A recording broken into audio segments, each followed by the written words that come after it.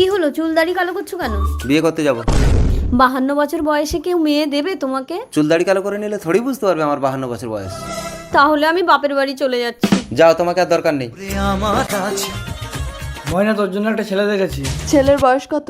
ওই 20 কি 22 হবে। তাহলে ঠিক আছে, যদি বেশি হয় আমি কিন্তু ঘর করব না বলে দিচ্ছি নান্টু ঘটক। ঠিক আছে, আজই কিন্তু বিয়ে।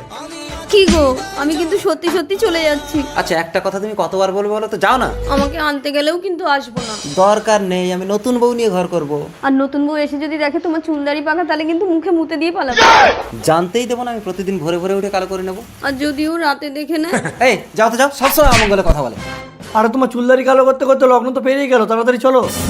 কেউ আমাকে দেখে বলবে আমার 52 বছর বয়স? ভালো করে কালো করেছো তো, আমি কিন্তু বলেছি বয়স 20 কি 22। আরে 12-13 বললে আর ভালো হতো।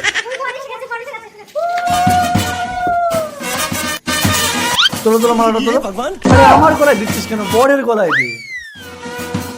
আজ থেকে তুমি আমার বউ, চলো হানিমুনে যাবো। কি হলো সেটি দেখার আগে এক পাশে যদি টাকার বস্তা আর অন্য পাশে যদি তোমার দুঃখিনী মাকে রাখা হয়, তাহলে তুমি কোনটি বেছে নিবে? তুমি যদি আমার মতো মাকে বেছে নাও, তাহলে ভিডিওটিতে একটি লাইক করে চ্যানেলটি সাবস্ক্রাইব করে দাও। আর তুমি যদি টাকাকে বেছে নাও, তাহলে কিছুই করার দরকার নেই। মা, ময়না, আরে কান্নাকাটি পরে হবে, আর সহ্য হচ্ছে না। আমার ময়না।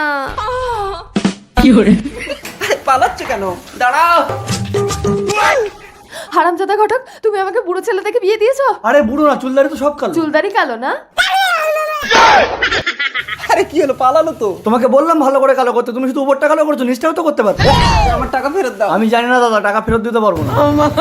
কি হয়েছে, মেয়ে যাবে না? বউ চলে গেছে তো আমি কি করব? আমি যাব না। আরে সে সব চুল কালো করা হয়নি, না হলে বউটা আমার যেত না।